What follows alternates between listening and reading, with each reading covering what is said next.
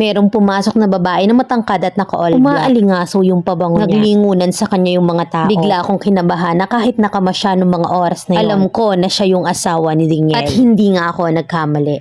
24 years old ako at dalaga. Sa Pampanga nakatira ang pamilya ko at dun din ako lumaki. Noong 2019 ako dumating dito sa Maynila, dito sa Makati. Nagtatrabaho ako dito ng taon na yon hanggang sa makilala ko yung ka-live-in ko na LGBTQ. Na-inlove ako sa kanya kagad kaya tumagal ang relasyon namin ng almost 2 years. Sa isang mall ako sa Makati nagtatrabaho as sales lady. Okay naman yung relasyon namin ng partner ko. Kontento ako sa kanya at masaya kami. Madami kaming mga plano. Tama lang naman ang sweldo niya at sweldo ko sapat lang sa renta at panggastos. Hindi ko pa rin naman naiisip ang magkaanak kami lalo na't mukhang malabo naman yon dahil tomboy siya. At hindi ko rin naman ma-imagine na mag-aanak ako nung mga time na yon. Basta masaya lang kami. Year 2022 nang malipat ako sa ibang floor ng mall. At dun ko nakilala si Daniel. Matangkad siya at maputi at may itsura siyang talaga. Sa tapat ng store nila nandun nakapwesto ang bagong selling area ko kaya araw-araw ko siyang nakikita. Tinry kong maging close siya pero mailap siyang talaga. Sabi ng mga katrabaho niya kakakasal lang daw ni Daniel at wala pang isang buwan sa long-term girlfriend nito. At doon ako nag-start mag-stalk sa mag-asawa. Wala akong masyadong makita kasi pareho silang naka-private account. Maliban sa TikTok account ng asawa niya na naka-public. Doon ko nakita yung kasal nila at ang ganda. Nag-start akong makaramdam ng inggit at selos ng mga time na yon. Ini-imagine ko kung paano kung kami yung kinasal. Napapansin ko sa kanya na paunti-unti nakikita niya na ako. Tuwing break time ay pinipilit kong makasabay sa pag-break time ng mga katrabaho niya. Ipinapakita kong talagang gusto ko siya kahit hindi niya masyadong ini-entertain yung pangungulit ko. Palagi ko siyang pinapagalitan sa pagkain at ang katrabaho niya ay nakikisabay na rin kumain at nakikisali sa pang-aasar namin. Kaya mas lalo akong kinilig sa kanya. Kinuha ko yung ML account niya kasi naglalaro din ako doon. At doon ko siya kinakausap. Una friendly usap lang pero gustong gusto ko talaga siya kaya gumawa ako ng paraan para makuha ko talaga yung loob niya. Hanggang sa natupad na nga yung balak ko. Naging unlevel yung relasyon namin, patago kaming nag-uusap kahit sa mga katrabaho niya. Kasi pinagsasabihan na siya ng mga katrabaho niya na dating nangaasar sa amin na itigil na niya kung ano man yung meron kami. 10th year wedding anniversary nila yung wedding day nila. Nag-stalk ako sa asawa niya at hindi ko mapigilang makaramdam ng selos at pagkainggit. May tsura yung asawa niya, maganda at may pinag-aralan. At sabi ni Daniel ay magaling ding magluto at marunong sa bahay ang asawa niya. Kahit na nga full-time nagtatrabaho sa magandang kumpanya. Meron din siyang sariling business. Kaya mas lalo akong na-insecure. Naka-brace yung asawa niya kaya nagpa-brace din ako. Isang buwan na ang lumipas at patago-tago lang kami. Palagi kong tinatanong si Daniel kung kailan niya hihiwalan yung asawa niya. Dahil sobrang naiinis at napapagod na ako sa ganong sitwasyon. Nakipaghiwalay ako sa ka-live-in kong tomboy kasi alam ko mas mahal ko na si Daniel. Isang beses ay nakipaghiwalay sa akin si Daniel at isinuli niyang lahat yung binigay ko sa kanya. Sobrang nasaktan ako. Hindi ako pumayag. Nag-stalk ako sa Facebook nilang mag-asawa baka kasi may post sila at mabigyan ako ng clue. At nung wala akong nakita, nilike ko na lang yung picture ni Daniel. Gumawa si Daniel ng dummy account at ginamit niyang pang message sa akin. Hanggang sa naging okay na ulit kami. Sabi niya wag daw akong magme-message or magla-like sa account niya dahil nabubuksan daw ng asawa niya yun. Hanggang sa pinakilala ko na siya sa dalawang ate ko. Nakakapunta siya sa apartment namin at dun kami tumatambay. Nagtanong yung ate ko na bakit daw dummy account yung Facebook niya at ang sabi ko na lang ay hindi kasi active sa social media. Inaalis si Daniel ang singsing niya pag magkasama kami at hindi rin naman ako komportabling makita yun. Lagi siyang problemado dahil nakakahalata na raw yung asawa niya at araw-araw na daw silang nag-aaway. Na pati ako'y nadadamay sa init ng ulo niya sa tuwing mag-aaway sila. Nakakaramdam na daw kasi yung asawa niya na may maling nangyayari sa relasyon nila. At ang dinadahilan niya sa asawa niya ay pagod siya at gusto niya nang makipaghiwalay. Nakakainip lang kasi hindi namin magawa yung normal na ginagawa ng magkarelasyon. Dahil lagi kaming tago-tago lang. Dati wala sa isip ko yung magkaanak hanggang sa makilala ko siya at nai-imagine ko na magkaanak kami. Nababasag lang yung pag-i-imagine ko kapag naiisip ko kung kailan naman yun mangyayari. Kasal kasi siya at hindi pa naman sila hiwalay ng asawa niya. Sana dumating yung araw na kami naman yung ikakasal. Sabi ko nga sana pumabor naman sa amin ang tadhana. Sabi niya nananahimik daw bigla yung asawa niya na dati-rati daw ay kinukulit siya na mag-usap sila at ayusin ang relasyon nila. Nagpaalam yung asawa niya na uuwi ng Batangas at magbabakasyon. Nung araw na yon after niyang mag-basketball sa liga ng barangay, pumunta siya sa akin at tumambay ng 2 oras. Nakatambay kami noon sa kanto sa madilim at malayo sa bahay namin. Madaling araw na yon. Madilim sa barangay namin dahil may brownout nung mga time na yon at nakaupo kami sa motor nag-uusap. Hanggang sa eto na nga yung kinatatakutan. Bigla na lang may humampas sa ulo ko na sobrang sobrang lakas. Napasigaw si Daniel sa gulat dahil tumalsik akong bigla sa kalsada. At dahil nga medyo madilim, hindi ko makita kung sino yung humampas sa akin. Hanggang sa nakita ko si Daniel na nagpapanik at niyakap yung humampas sa akin habang sinasabing babe. Natulala ako. Asawa niya yung humampas sa ulo ko ng helmet. Nagsisisigaw at umiiyak yung asawa niya, halos malagutan na ng hila. At dahil brown out sa buong barangay, yung iyak at boses niya yung nangingibabaw. Naglabasan na yung mga tao sa paligid at ang mga nakatambay ay nagkumpulan sa lugar namin. Hindi ko alam ang gagawin ko noon. Nakita ko si Daniel na niyayakap ng mahigpit yung asawa niya at nagsusorry ng paulit-ulit. Litong-lito ako sa nangyayari. Umalis ako na tumatakbo at huli na nang mapansin ko na wala palang isang tsinelas ko. Nag-message ako kay Daniel, nagsorry ako dahil tumakbo ako. Pero hindi siya nagre-reply sa mga message ko. Hanggang sa mag-umaga ay walang paramdam siya sa akin. Sobrang lungkot at takot yung nararamdaman ko. Hindi ko na alam kung ano yung mangyayari sa amin, sa akin. Paano kung malaman sa amin ang nangyayari at sa trabaho namin? Hindi ako pumasok noon kinabukasan. Natatakot kasi ako at alam ko na susugod sa trabaho yung asawa niya. At mukhang alam na rin ng mga ate ko yung nangyayari nung madaling araw dahil hindi sila naimik sa akin kinabukasan. Hanggang sa nag-reply siya sa akin. Sabi niya naghiwalay na daw sila ng tuluyan. At iniwan na daw siya ng asawa niya. At gusto niyang magkita kami dahil masama yung pakiramdam niya. Pumayag ako at nagkita kami sa mall malapit sa amin. Naghanda talaga ako at nagpaganda akong mabuti. Gusto ko kasi na makita ni Daniel na kahit ganun yung nangyari ay okay lang ako. Nag-video call siya sa akin at totoo ngang mag-isa lang siya. Kita kami sa may McDo at ang saya ko noon. Kasi pakiramdam ko ang lapit na namin sa pangarap namin. Magiging okay na yung lahat sa amin. Magiging legal na yung relasyon namin. At hindi na namin kailangang magtago. Nag-order si Daniel ang pagkain sa counter at ako naman ay naghahanap sana ng uupuan namin. Nung pabalik na ako kay Daniel sa counter, merong pumasok sa loob ng McDo na babaeng matangkad na naka-all black. Umaalingaso yung pabango niya sa loob ng McDo. Naglingunan sa kanya yung mga tao at bigla akong kinabahan. Na kahit nakamas siya nung mga oras na yon, alam kong siya yung asawa ni Daniel. At hindi nga ako nagkamali.